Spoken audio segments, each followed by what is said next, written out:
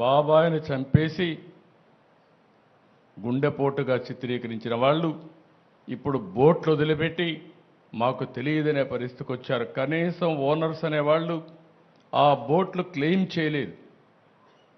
వచ్చి కొట్టాయి. 3 రోజులు మనం మన పనుల్లో ఉన్నాం. చూసేదానికి వైఎస్ఆర్ కాంగ్రెస్ పార్టీ కలర్స్ ఉన్నాయి. అయితే ఒక్కడు కూడా మాట్లాడకపోతే ఆ నెంబర్లు తీసుకొని వెరిఫై చేస్తే వీళ్ళంతా కూడా వైఎస్ఆర్ కాంగ్రెస్ పార్టీ ఫాలోయర్స్. అదే మాదిరిగా ఇదే బోట్లు ఈ దొంగ ఇసుక వ్యాపారాన్ని చేయడానికి వినియోగించిన బోట్లు ఇవన్నీ.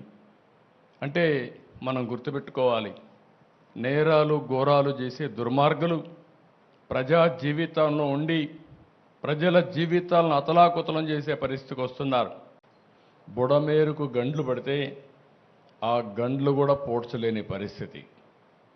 ఆ రోజు తెలుగుదేశం ప్రభుత్వం దగ్గర 57 కోట్ల రూపాయలు శాంక్షన్ చేసి ఆధునీకరణ కింద బుడమేరులో పనులు చేయాలని ఆ రోజు శాంక్షన్ చేస్తే రాజకీయ కారణాలతో దాన్ని క్యాన్సిల్ చేసే పరిస్థితికి వచ్చారు. అది క్యాన్సిల్ చేసి కనీసం వీళ్ళ తెలివితేటలుంటే వాళ్ళు సొంతంగానే పనిచేయాలి. ఆ పని కూడా చేయలేదు. దీనికి అదనంగా బుడమేరు మొత్తం ఆక్రమణకు గురి చేశారు. ఎవడికి దొరికింది వాడు అమ్ముకునే పరిస్థితికి వచ్చారు. తప్పుడు రిజిస్ట్రేషన్లు చేశారు, బిల్డింగ్లు కట్టారు. ఎక్కడికక్కడ నీళ్లు పోవలసిన బుడమేరుని ఇష్టానుసారంగా అక్రమ కట్టడాలకు నాంది పలికే పరిస్థితి వచ్చారు. ఒక పక్క ప్రకృతి ఓసారి మన పట్ల చిన్న చూపు చూసినప్పుడు ఇలాంటి వరదలు వస్తూ ఉంటాయి.